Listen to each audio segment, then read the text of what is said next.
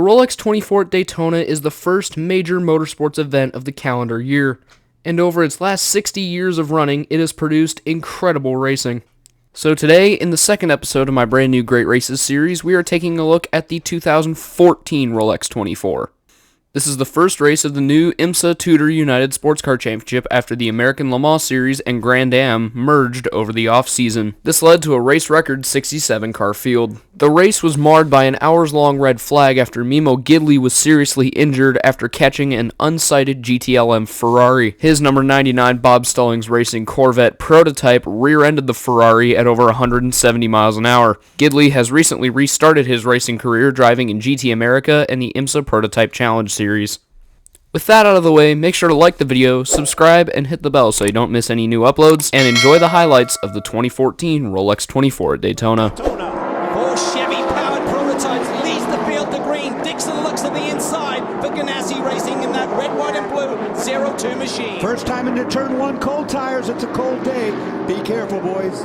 Look at the Delta Wing there. Very different looking car right in the mix. Oh, fiberglass flying. I should say carbon fiber flying. Contact between someone out there. Hard to tell from here. Looked like a wing end plate to me. Could be anything, though. A little bit of brake lockup. That's the blue smoke on the entry to the infield hairpin, the first of two. Here Grand Marshal David Hobbs told the drivers in the drivers meeting this morning, he said you can't win this race on the first lap, but you can certainly lose it. And we have our first spin. That was at the Core Autosport. That's our pole-sitting car in the Prototype Challenge class. I see no damage to the back, as if someone pushed him off.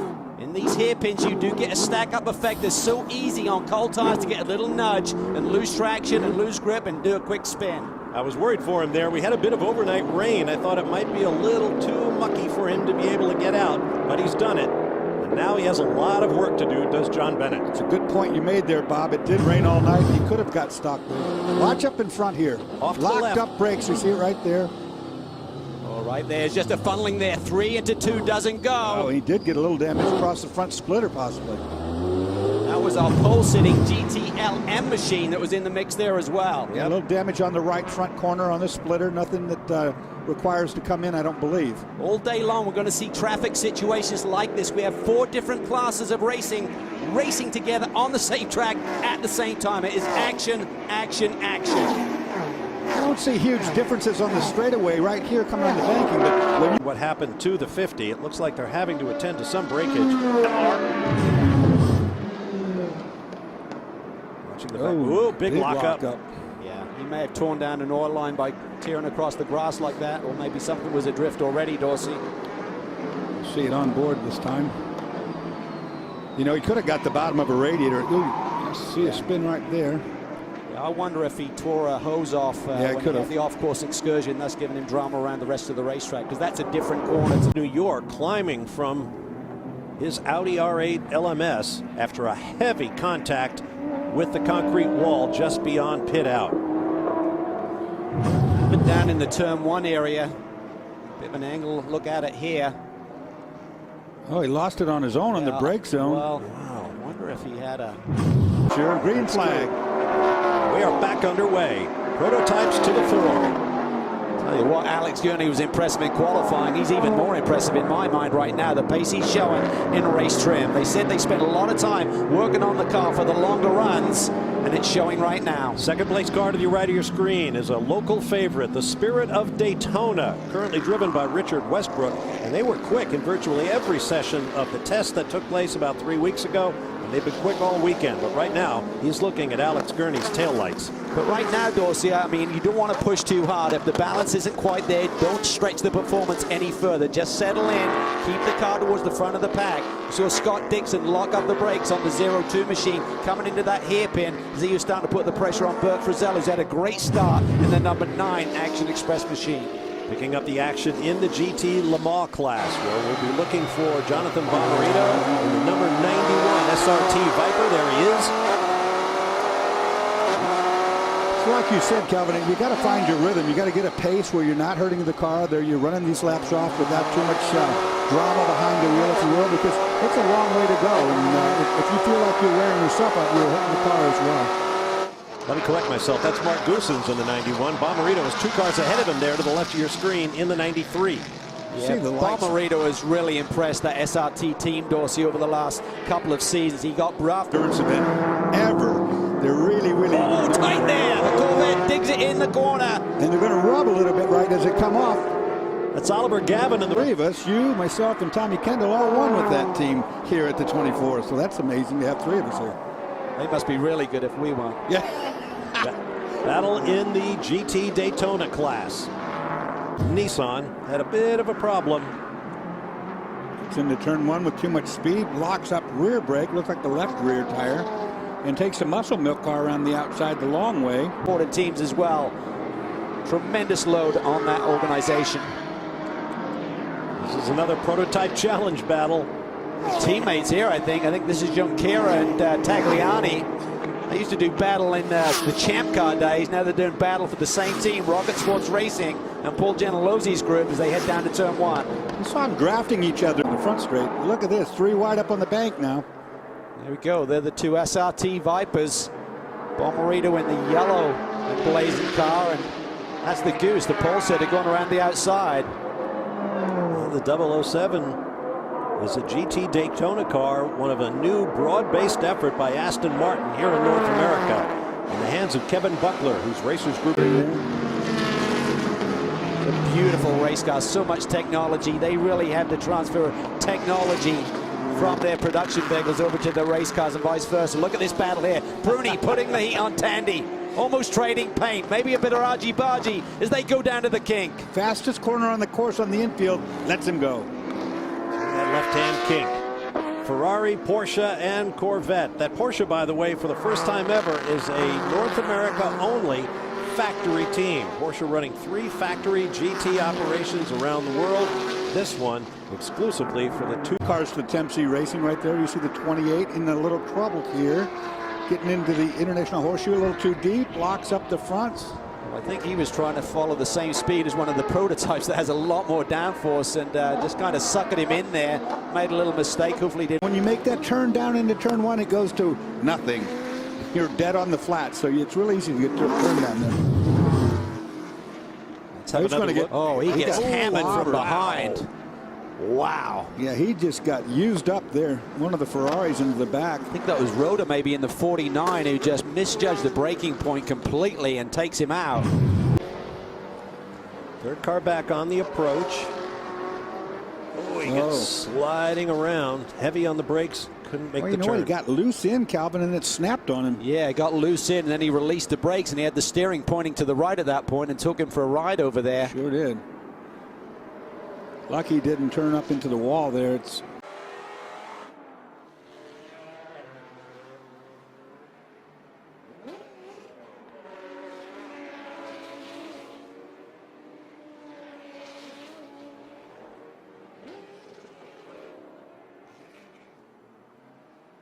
powered car. Got it wrong in the chicane. I said earlier on this would cause a lot of trouble before the night was over. Big hit on the tire wall on that right rear side. I believe this car had just pitted, so maybe it was just a cold tire situation, caught the driver out. Half a lap away from the Way and brake. Let's have a look. Oh, that entry to that, shallow that chicane entry is really, really slippery. It's catching a lot of cars and drivers out. Yeah, he was really. Dives to the inside of one of the SRT Vipers. Not the ideal angle to approach that corner. He's him down to the inside. Tries to turn the wheel, and the grip is just not there. Nice clean shot onto the banking, so Tandy doesn't have a run on him into the bus stop, but that may be easier said than done right now. It's interesting watching the passing lanes. You never think of the outside of that corner as being a place to do, but it's just constant traffic. So the GT, he's underneath. Big wiggle from the Viper going up on the banking, and look at the Porsche. Porsche was quickest in the Roar test, but has not shown, well, actually, qualified second. So these have been the 2 quickest cars throughout the weekend. Okay, we're heading up to a bus stop game of chicken right now, because they are very equal once they get into 5th gear there. The minute they shifted into 5th, oh, look, he is on the inside. Nicely done. Of course, their mirrors were full of a PC car coming up. I tell you what, I was impressed with how even they were at Daytona. If you want to win this event, you have to avoid the problems that can befall you. And right now, several of the drivers experiencing Well, some of the hardship that this racetrack can dish out at the bus stop. Problems for the 33 Viper in the GT Daytona category. It's Scott Dixon that leads overall. We'll bring you those and plenty more stories when we come back.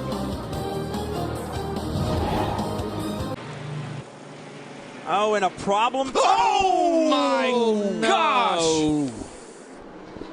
That was a very hard impact there as they're heading up into the left. Okay. Oh, full course caution.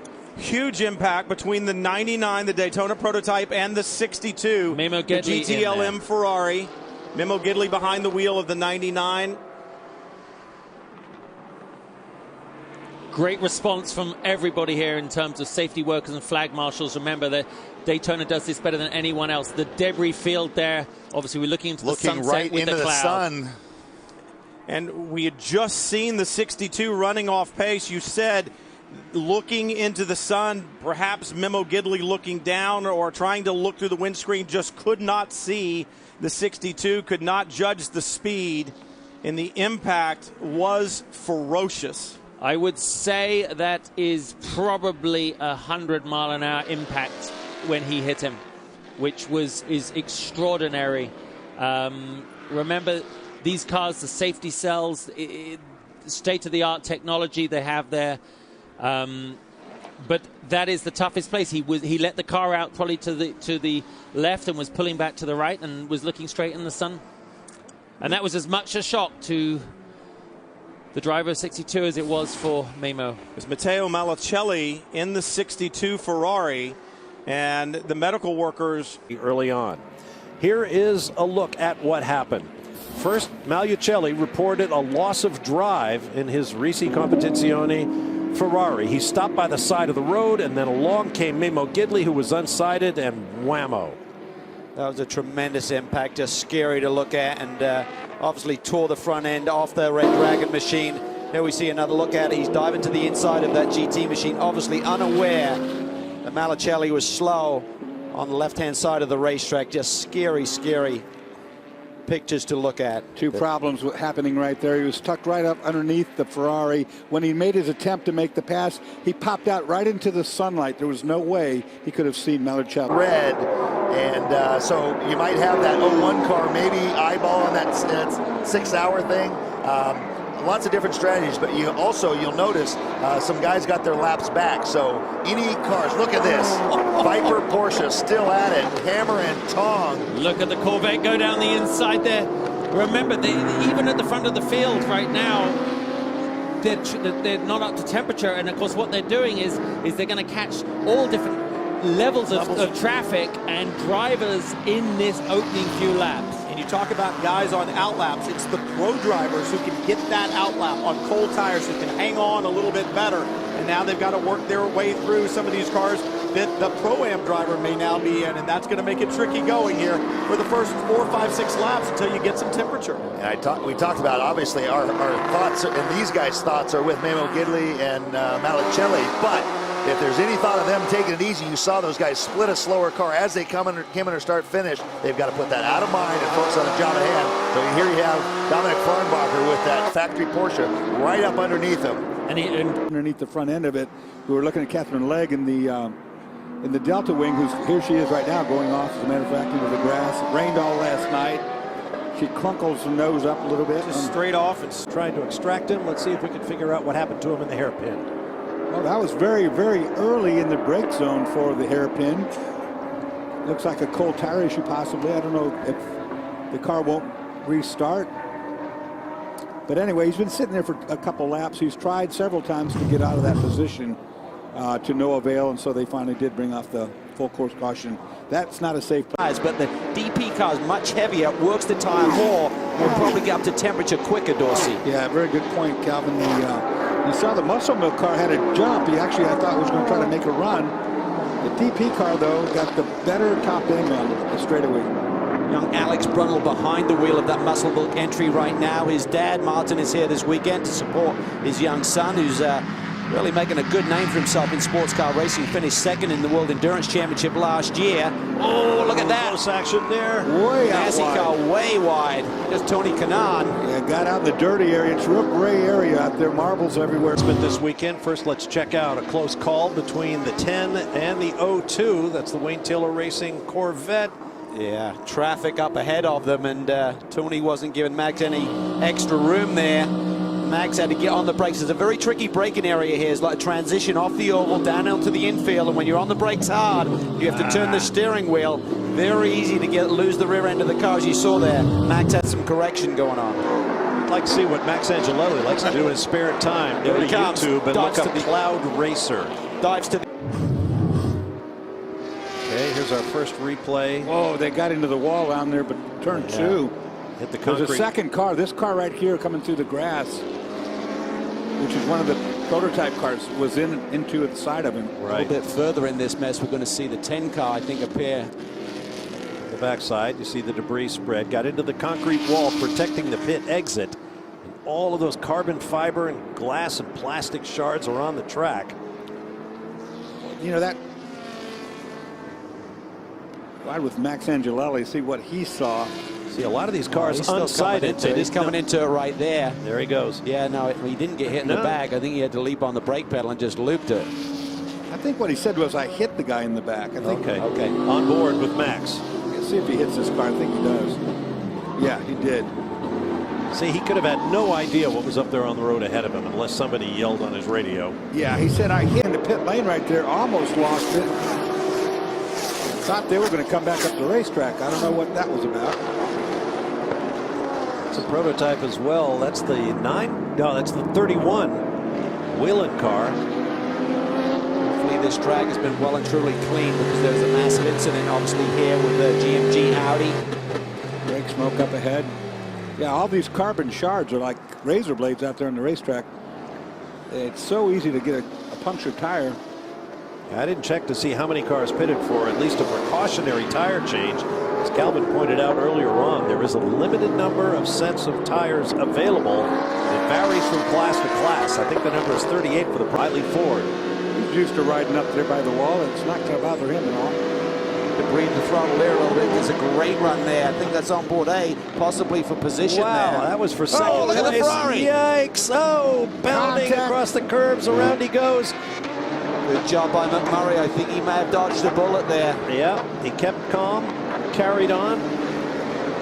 Saw how tight it is getting in there. The Ferrari dead sideways. 49 Ferrari saw him nail Dane Cameron. It was the same driver earlier in this event. In the braking zone for turn 1, so they've certainly been in the wars today. Local yellow out there. You saw the yellow flag at the back. Not a full course caution. Like I said, when you see a traffic jam with that many cars into it, look at all these cars. Traffic in the braking area, and every car with a different braking capability. Yeah, he just got it wrong there. Was in the mix, and sometimes you just go in there with the prototype cars. They've got more downforce right at that critical point. GT cars aren't going to be able to keep the tire underneath them. Made hard contact there with the Bouncing off 81. of everybody down there. Yeah, he collected the 81. He got the Tully's car pretty hard there too. And to be technically correct, Angelelli is Max the Axe. Pappas is Mad Max. Correct. Lee Diffie titled him Max the Axe because of his demonic brake zone antics, where he would just come in there and just drop the hatchet. More traffic. That's a fast-moving traffic jam there. I should say. Down the super stretch, equivalent of a marathon. A moment ago, this is what happened going into the entry to the bus stop chicane. Seabass was trying to get down the inside of his teammate, John Martin, who's currently behind the wheel of the number 9, and the door closed on him. He got on the radio and said it'd be nice if we didn't do that amongst team cars. That was, of course, his teammate he was trying to get under, but I wouldn't blame the teammate. The teammate. NASCAR turn number 1. McMurray trying to pick his way. He'll go down low, bypassing 2 of the GT machines who stay to his outside. Now as they work between NASCAR turn 1 and 2, here comes Jordan Taylor. He's got that machine wound up and in the wind. He's going to try and challenge Jamie McMurray. Midway down the back straightaway, Taylor makes the move to the inside, going towards the chicane, and he'll grab the top spot for the moment. Let's see whether Jamie McMurray can come battling by speed racing.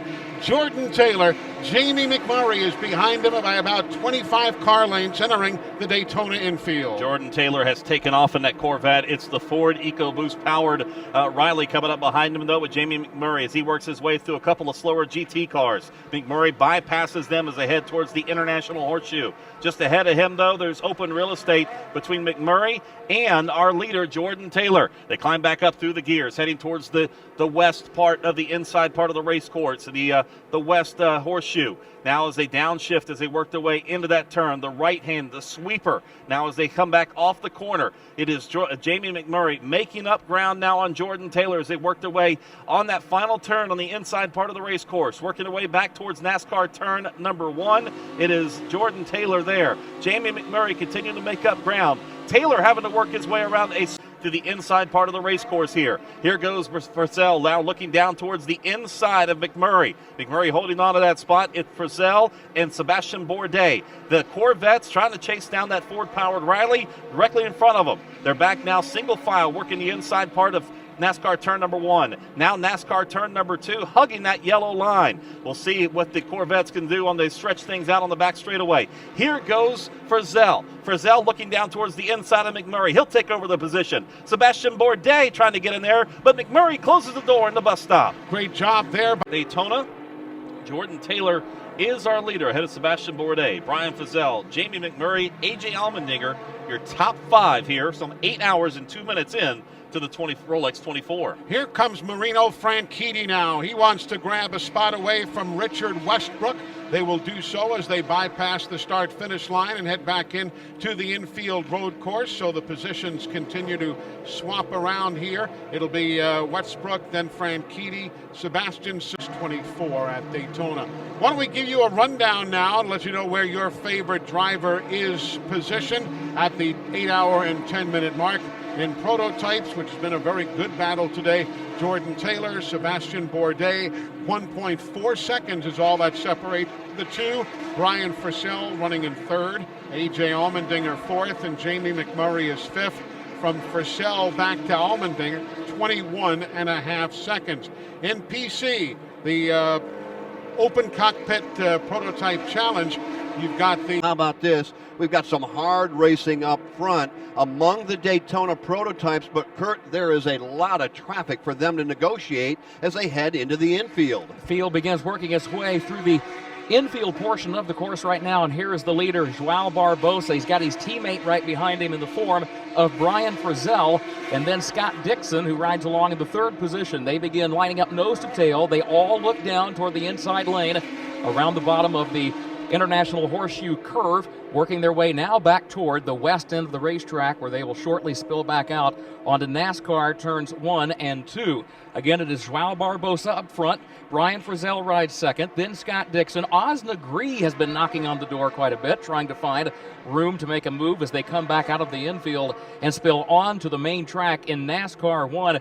But everyone now looking right and looking left as these prototype cars trying to dive and duck and dodge, Jeff, to work their way around some of the slower traffic, some of the GT cars mixed in and amongst that top group. The top 4 are running nose to tail, but they are in traffic simply by the way they lined up on the racetrack coming to the restart. And as Kurt pointed out, that meant GT cars lined up in front of them. Therefore, the fast cars are having to work their way through traffic, and Barbosa is doing exactly that. He's got his teammate running in the 2nd spot as they work 1, 2, 3, 4. Again, nose to tail on the high banks of turn 4 here at Daytona. Coming back to the start-finish line, the prototypes coming up to speed, Kurt Becker. And Joao Barbosa, we've talked about him so much in this Action Express team throughout the course of the evening. He's a native of Portugal. For those, welcome back to Motor Racing Network's continuing coverage of the 52nd annual Rolex 24 at Daytona, the season opener for the all-new Tudor United Sports Car Championship. Kurt Becker here alongside Jeff Striegel. Our pit and garage coverage coming to you from Steve Post. And on the racetrack, it has been all Action Express. They have been the storyline. They have been the dominant team in the first 9 hours and 25 minutes of this event. Currently, Joao Barbosa and Bryce Line. He had been the race leader. He now has switched the driving duties after that last pit stop to Christian Fittipaldi. So Fittipaldi now in the car. Of course, Christian pulled a couple of shifts early in the race, spent a lot of time at the front of the field, Jeff. And how about this? Top three, nose to tail, not separated by car length, separated by inches. Here comes Dixon down to the inside of Christian Fittipaldi in the East Horseshoe.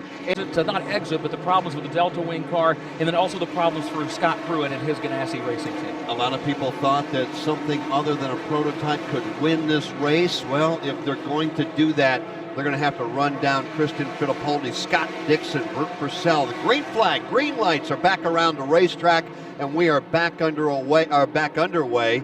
And Christian Fittipaldi back out front, where we have seen that 5-car for most of the evening, most of the day. Here's Christian Fittipaldi now. He has just worked his way up through the international horseshoe area of the infield portion of the course, and Scott Dixon shows in the second position. And we drop back further back into the third, fourth, and fifth spots in the running order. These prototypes, a lot of them having to deal with slower traffic in the form of GT cars as everything now tries to sort itself out as the field begins to work itself back up through the west end of the infield course. Now through the long left-hander as race leader Christian Fittipaldi has left the infield, now finds himself working back up onto the main track into NASCAR turns 1 and 2. He climbs up into the middle of the 31-degree banking, now angles the car back down toward the bottom side of the banking at the exit of NASCAR turn 2, and Christian Fittipaldi, Jeff, beginning to open up on the field. He is running about 180 miles an hour down the Daytona Superstretch before those carbon brakes that Steve Post talked about earlier begin to glow red hot as he shuts that car down, goes down through the gearbox, through that bus stop, and then it's back up through the gears, back all the way to the outside safer barrier up in turn number 3, the NASCAR bank turn 3, before, as Kurt said, driving that car right down to the apron, right down to the yellow lines. That's the quick way around if you can make your car stick there. And let's opportunity to broadcast several of these events. Another opportunity to visit several new venues that thus we have not had a chance to be at. Long Beach, another one that's on the schedule this year. So looking forward to other fresh venues that we haven't seen and watching some of the cars. Now, as we also mentioned, not all these cars are going to be running together all the time at different tracks. And of course, as we go throughout the 3 hours, we'll let you know during the schedule, what tracks the PC and maybe the prototype drivers are going to be running at. Over Tony Kanaan, John Martin, Ricky Taylor, and Mike Rockenfeller. Top 7 cars overall come from the prototype class. We mentioned Twitter a moment ago. We got a tweet from one of our cohorts here at the Motor Racing Network, Mike Bagley, up at this late hour, tuning us in. We want to say hello to Mike. Wish he was here. Look forward to seeing him in a couple of weeks when we return for Speed Weeks 2014. Duchess Chateau has joined us in the house here at Daytona, so it's very nice to have him on air. And nice to know there are a few people, other than us, that are crazy enough to be up at 2 o'clock in the morning. Especially on the East Rolex. Coast. They've done a yeoman's effort. A lot of slip sliding around, but everybody's made it through. I guess you could say a lot of give and take, and maybe later in the race, as we say during a lot of our NASCAR broadcasts, we'll see a lot of grab and go as soon as we get to the final hours of this race. Again, we've heard it over and over again. These teams racing for not only sunup, but racing for the last 4 hours. If they can get to that 20-hour mark during the off-season. A bit of a change now in GT Le Mans, a penalty for one of the leaders, Jörg Bergmeister, who was out front just a couple of laps ago in the 912. That car ran over some equipment during its last round of pit stops. Has to hit the penalty box, so a tough break for Jörg Bergmeister. Ali Gavin, the new leader in the GT Le Mans class, as he is out front right now. And right now, it looks like we have a good battle back for third in the... Between Sebastian Bourdais and Max Angelelli. 1.6 seconds back is Tony Kanaan. Again, that's a lap ago. It looks like he's closing in even more. They are 3 wide in lap traffic on the front straightaway. Hold your breath racing, and it looked like Angelelli got him. He did indeed. Gets around the slower car. Max Angelelli, your newest leader. And Taylor Racing grabs the lead here with 14 hours and 13 minutes in the record books here, the Rolex 24 Hours of Daytona. But we're not done. Queens Nation, the straight line. How about NASCAR Coast to Coast or fast food? NASCAR Live, NASCAR Performance Live, or listen to a classic MRN race broadcast. You can now go to MRN. This little car company, Mazda, doesn't give up very easy, and that's what we're all about. I'm hoping to see you at Le Mans. Remember, Mazda is the only Japanese company that ever won at Le Mans. That's right. And we are back at it as the green flag flies and the racing heats up almost instantly. Drivers able to accelerate out of the bus stop, and that's exactly what's going on. We understand there's going to be a stop plus 70 seconds, a penalty on the number 5 prototype for avoidable contact. What a pity, because at this stage of the race, with 6 hours 38 left, your opportunities to gain laps back become tougher and tougher. What a run Zhao's been having out there. Oh, what a pity. Also understand there'll be a penalty in store for the 556 from level 5, the other Ferrari, the teammate to Townsend Bell that we were talking about for speeding on pit road. That's a big blow for the number 5 team. But remember, there is time left. 6.5 hours, and the way the full course cautions work here, you can work it and play the strategy to get your lap back. Yeah, but they're going to start counting here pretty quickly. And remember, at the end of the race 2 years ago on a restart, right at the very end, Zhao also drew a penalty at that on the final shootout. There you could probably justify taking a chance. It ended up ruining their race for him. But here they need to figure that out. And also, now's the time they start working on who do they want in the car and back timing and setting the lineup from now, deciding whether you do doubles or triples to get your guy lined up like the final leg of the relay. You know, people are starting to get tired. We've seen a couple of mistakes, a couple of penalties being handed out, but as they stream down past the start-finish line, obviously Jordan Taylor making... You've got to make sure that he doesn't have any damage. This is not the 02, this is the 27, the GTD entry. That's Patrick Dempsey in the car, isn't it, right now? That's, I mean, nicely executed, I think, for right now. They're focusing. Look at the 912 going behind the wall. That is not what they wanted. We keep saying it is not over until it's over. I mean, think about it. You've got over 6 hours to go. Over 6 hours to go. Wow. So it's under its own power, but they're going to take it to the garage to do some type of work on it. Crankcase pressure issue. We can see what happens here. Into the bus stop.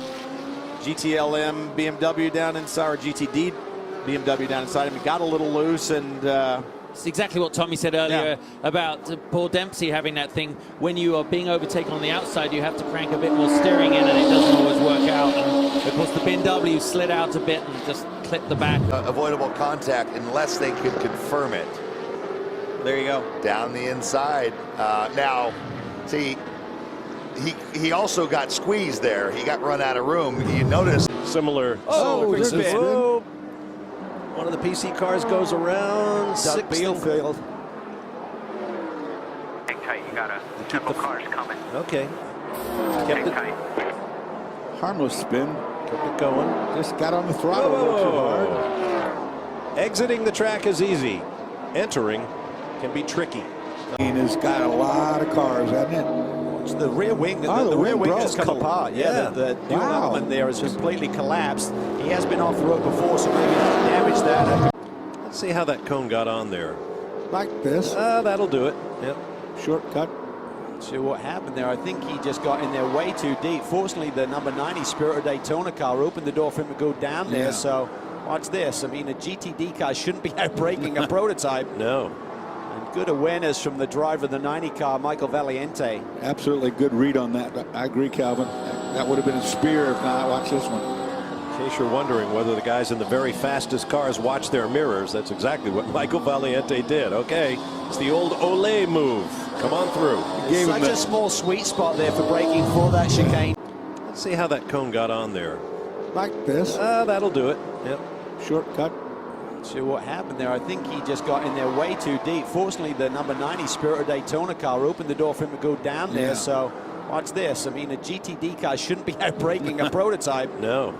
And good awareness from the driver of the 90 car, Michael Valiente. Absolutely good read on that. I agree, Calvin. That would have been a spear if not. Watch this one.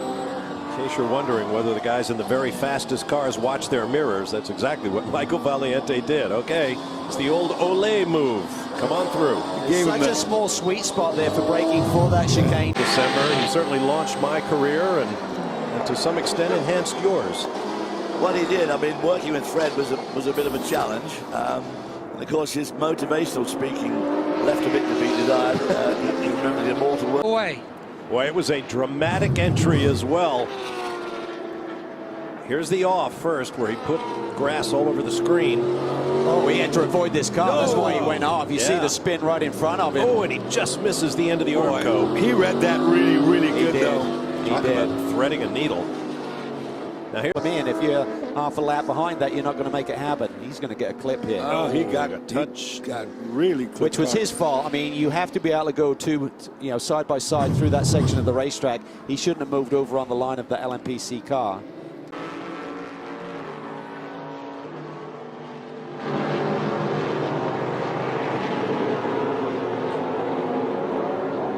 Green flag, green, green, green.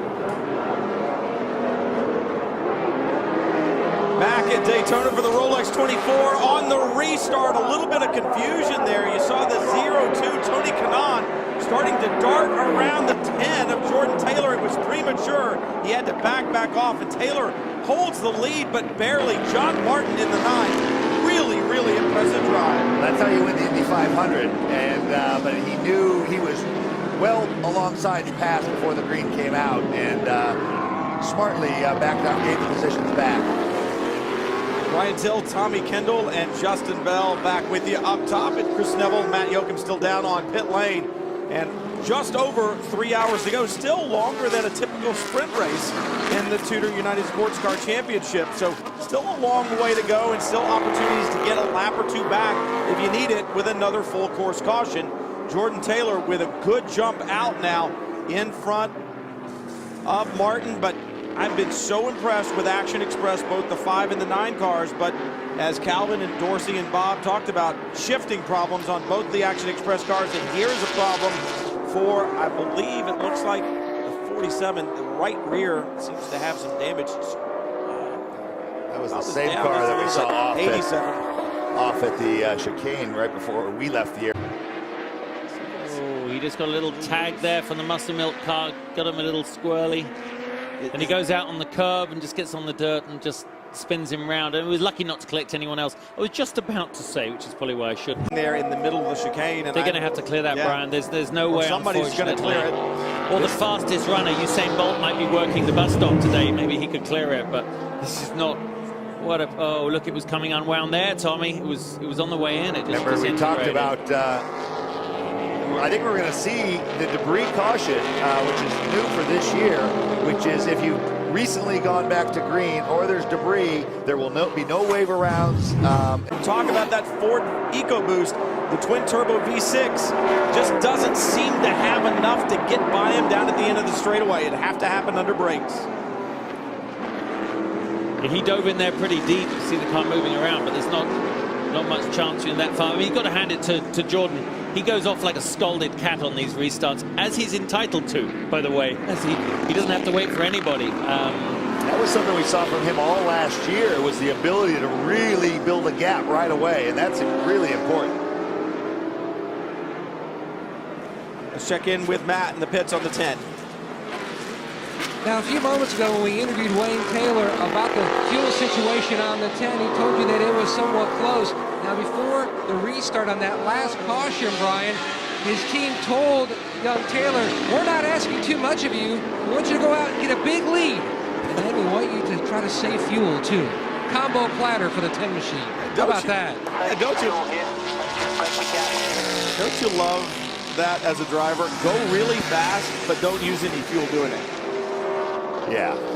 Yeah. Save the brakes. Don't use the tires up. Tastes great, less filling. Yeah. It's impossible. God, he really sails it in there. That's one of the ways to save fuel. You lift early, but you still go to the brakes late. And actually, that is one of the things you can do more effectively with carbon, because they respond to shorter braking areas. But look at this. This is a good example of multi-class racing up on the NASCAR banking. What it looked like at the start when 67 cars rolled off to take the green flag. And these restarts, this is where you've got to be so careful. You can make time, but you can throw it all away when you're in a gaggle of cars like that. Wow, and this is not what the Corvette wanted. They made that stop, and that Porsche, they gave up some track position, and the quicker, well, it was Ollie, now it's Tommy Milner, could get up through there, the better. I was surprised to see Ollie in the car, because when I was off, I went and spoke with Antonio Garcia, and he told me they were going to have Ollie in the car for the end. And so I think that might have been why they chose to stop under that yellow, give Ollie a little bit of a rest before that final push to the end. So here comes, looking at that Ferrari, big grab, anybody.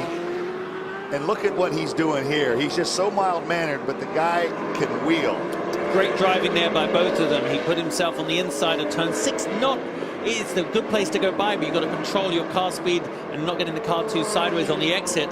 And Townsend gave him the room to make the move. It was a fair, justified move, and then of course wanted to try and get back by him on the banking, I'm sure, heading down to the bus stop. Now remember, GT Daytona, you've got to have a silver or level driver or less, but these are the two pros that are in these cars right now. They're driving like pros, and that's why you see this great racing on the racetrack. This Flying Lizard team doing a great job with this Audi. Let's check down in the pits with Andrew. And he's kind of off at the kink, as you pointed out, Calvin. Yeah, that's really, really, really high speed. And you see how far that car slides. It just doesn't stop. Yeah, I don't see another 21, 22, 23 hour mark as we watch a replay of an issue. Oh, Patrick Dempsey in the 27. turns in. Is that Bruno? Oh, this is on board the BMW. Gets a good view of that. That guy was coming from a long way back. Yeah, he was coming from a long way back. Jordan Taylor being shown in second, then the 9 of John Martin. You see just how far back. You see the leaders go by. Jordan Taylor back in that pack because of the pit stop that he made, so he's going to have to work his way through. Man, that didn't take long. No, he's got the bit between. I mean, he's got to make it happen. He's got to close the gap. Cross the line 4.1 seconds behind Bourdais with several cars in between. And there was contact back behind the 0-2. You could see it as they came through turns 1 and 2. I couldn't see which two prototypes they were, but certainly some wheel banging going on. It's that time. It's that time to go. It's go time. Jordan certainly knows about go time. Think to Kansas last year. He had a couple of great runs, but Kansas probably stands out more than anyone. Fought off Scott Pruitt in the closing stages of that race. Pruitt, the master, putting on so much pressure, and the young man never folded, never skipped a beat. Last night he had reigning IndyCar champion Scott Dixon all over him, never flinched and never missed a beat. Both he and Ricky just impressive young drivers. It's a little sandwich there, which is maybe not the best situation for him in his pursuit to the front, but he's not going to get blocked now. I mean, he's got a nice draft. Look at the way he came out of the bus stop there. I mean, you're right, Brian. He's got to. He can't throw it away now, but he can't drop too much back. He has to keep the pressure on Bourdais. Both of you guys have won races and won championships. It just seems like he's at that spot where he's so comfortable with the car. It's putting on an old tennis shoe. More stops as I look at the math, but that 10 team should have a shorter field. Oh, he's coming in there deep. Boy, oh boy, did he spill over. Gotta be careful. Tires down. He's got a whole lap to go. Can't stop now. Yep. You see, it wasn't his fault. It was not his fault. Left front's down. He had a long time to think this was going wrong, didn't he? Yeah, he did. This is like slow motion. Boom, boom. In he goes. Was there contact in the chicane? Traffic ahead. Winkelhock really aggressive. Gets a hip check. Wow. Great driving, actually, the way they both recovered from that. I'm so glad that didn't go wrong because this... There's Alessandro Perjuidi, gets it wrong in the chicane. Too deep. Does Winkelhocker easily get it past him until the green flag was out? So advantage to the leader, and that's how it should be on restarts. He can go, but the others can't pass, and that's why the traffic is a consideration. But at least Max the Axe can now see Joao Barbosa ahead of him. No traffic, obviously, for some time, unless someone has an issue here, as these two leaders go head-to-head in a battle. Nice tight line through turn one for Angelelli. Max is really good on the brakes. That's how he got the name Max the Axe. He will use these brake zones. Can he get the power to come off the corner? That's the next part of the equation. Action Express have so much belief in Joao Barbosa. They made him the lead guy. They had a shake-up in their driver lineup a year or so ago and said, this is our team leader.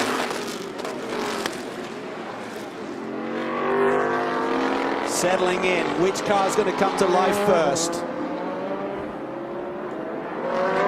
If you look at the background, Winkelhock is right on top of the Ferrari in GT Daytona. 7 minutes to go. That is a great shot, seeing them unfold out there. They're stretching their legs as they go into NASCAR 2 down the back stretch. Of course, right now is the evaluation by both drivers on where the weakness and the strength is in the guy in front and the guy behind, because that is your only way to exploit it. So these two, not much of either. So Chevy 1, 2, 3 in the opening round, the very first Toyota United Sports Car Championship race. Barbosa stretching that lead for the overall. He's got a pretty good run up on the banking. And look at this. Winkelhock. Here comes Winky. Look at him. He's right on him. Ferrari, silver and red car to the right. Ferrari versus Audi. This is a big 2.5 seconds behind, but in GTD, white it's flag. getting tight. White flag is in the air. One more time around for Joao Barbosa and Action Express. Now take a look at what happened in GTD. There's Alessandro Perjuidi, gets it wrong in the chicane. Too deep. Does Winkelhocker easily get him, or does Pierre Guidi just not get up to speed? But he's coming back at him. Oh, here comes the Ferrari on the Audi. Winkelhocker's injured. He's got a hurt car. Got to push him up. Tries to get a look out. Man. Front suspension out askew on the Audi. Last lap, what a fight back by the Italian in the Ferrari. Oh, but now he maybe overcooks it into one. Oh, Winkelhocker is just really fighting that race car, boys. It is hurt. He said the steering is askew, but he's given it 1,000,000% right now. Can he do anything on this infield section? Pierre Guidi defends the inside line.